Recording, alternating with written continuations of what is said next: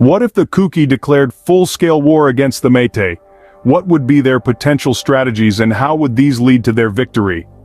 Let's turn back the clock to understand the genesis of the conflict between the Meitei and the Kuki.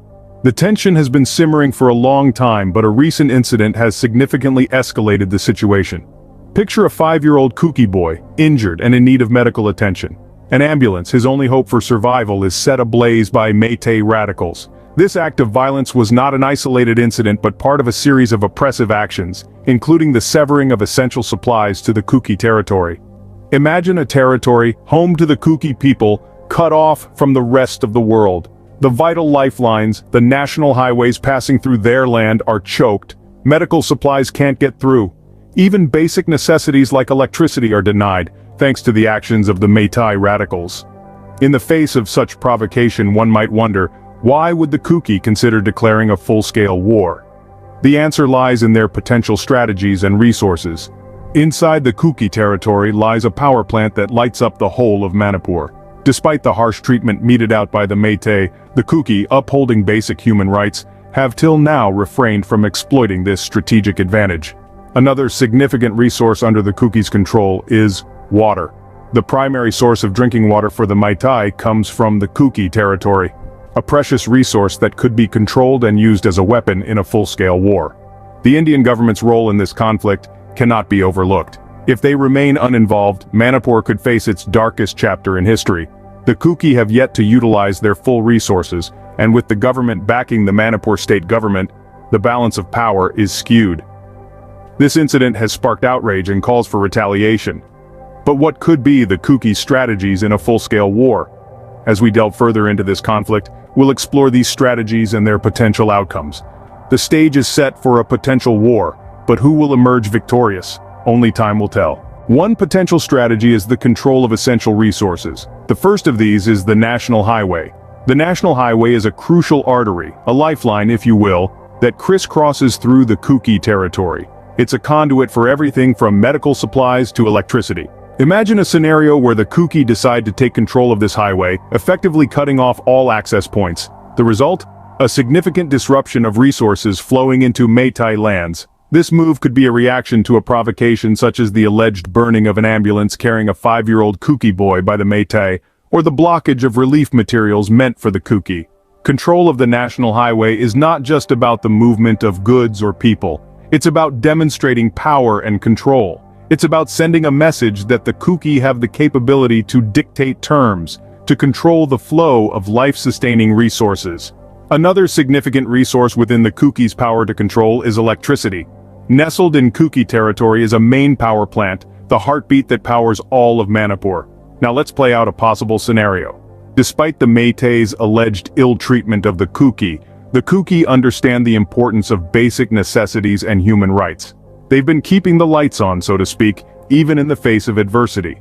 But what if the situation escalated and the Kuki decided to exert their control over this power plant? The result would be a crippling blow to the Meitei. A blackout, not just of electricity but of everyday life as we know it. Schools, hospitals, businesses, all plunged into darkness. The control of electricity is not just about the power supply, it's about the power to control life in Manipur.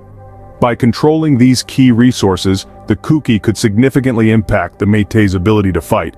The power of control is a formidable weapon, one that could potentially tip the scales in this conflict. Water is life, and in a war it could be a powerful weapon. In the escalating conflict between the Kuki and the Meitei, one cannot ignore the potential implications of the water supply.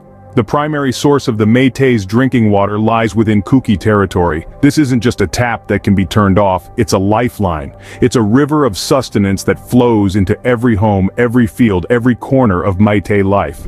If the Kuki were to restrict this flow, the effects would be profound and immediate. Imagine a day without water, no morning tea, no shower, no washing of clothes. Now imagine that day stretching into weeks, even months.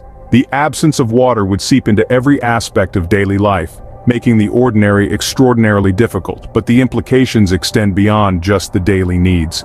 Agriculture, a cornerstone of the Meitei economy, relies heavily on water for irrigation.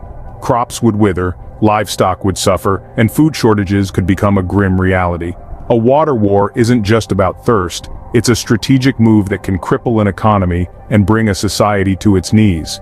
Yet, the decision to use water as a weapon isn't one to be taken lightly. It's a move that underscores the severity of the situation and the lengths to which the Kuki are willing to go to assert their rights and protect their people. This is not a decision rooted in malice, but one born out of desperation and the need for survival. In the game of war, control over resources can tip the scales significantly. Water, in this context, isn't just a resource. It's a vital lifeline, a tool of negotiation, a potential weapon. It's a symbol of power and control, and in the right hands, it could change the course of this conflict. Control over water could be a game changer in this conflict. What if the Indian government doesn't intervene? What would be the repercussions? Imagine a scenario where the government of India doesn't step in. In this case, Manipur might face one of the darkest chapters in its history. The Kuki, who have yet to utilize their full resources, could potentially control key elements such as national highways, electricity, and water supply. The lack of intervention from the government could potentially tip the balance in favor of the Kuki, resulting in a severe impact on the Meitei. The Indian government's role is not merely a question of intervention, but also of fairness and justice. If the government continues to back its counterpart, the Manipur state government, the Kuki might perceive this as a bias. This could potentially fuel the conflict further, making the situation even more volatile. However, there's another side to this coin. What if the government of India not only intervenes but also gives the Kuki equal importance? Imagine a scenario where the Kuki are given a separate administration, where funds from the central government are directly released to the Kuki government. This could significantly alter the dynamics of the conflict. By recognizing the Kuki's rights to self-administration and ensuring that they are treated on an equal footing with the Meitei, the government could potentially de-escalate the situation. It could reduce the sense of injustice felt by the Kuki and pave the way for a peaceful resolution. This scenario could prevent a full-scale war, save countless lives, and preserve the unity and integrity of Manipur. So the role of the Indian government is pivotal in determining the course and outcome of this conflict. Its involvement, or lack thereof, could significantly influence the dynamics of the war and its eventual outcome. It's a delicate balancing act that the government needs to perform for the sake of peace and harmony in the region. The involvement, or lack thereof, of the Indian government could significantly influence the outcome of this conflict. There are more strategies that the Kuki could employ to win this war, but it wouldn't be wise to disclose all. The art of war is not just about brute force and open confrontation. It's a delicate dance of strategy where the element of surprise holds equal weight to the size of an army.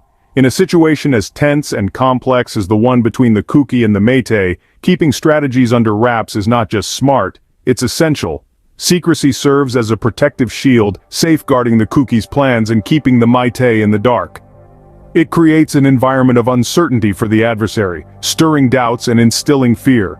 This psychological warfare can be just as effective as an actual physical confrontation.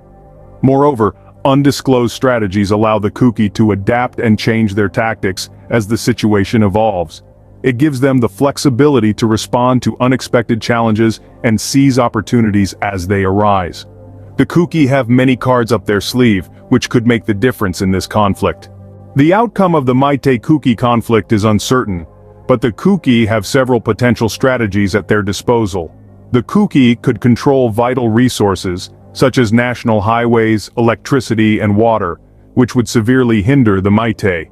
They could disrupt transportation and medical supplies, cut off power to the entire region, and even control the main source of drinking water. The Kuki's potential to leverage these resources could significantly shift the balance of power in their favor.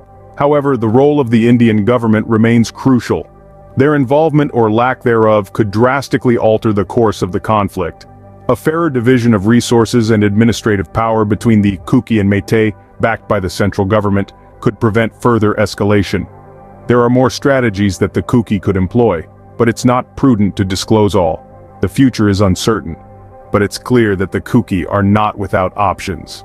To stay updated on this conflict, make sure to subscribe to the Zelengam Media channel.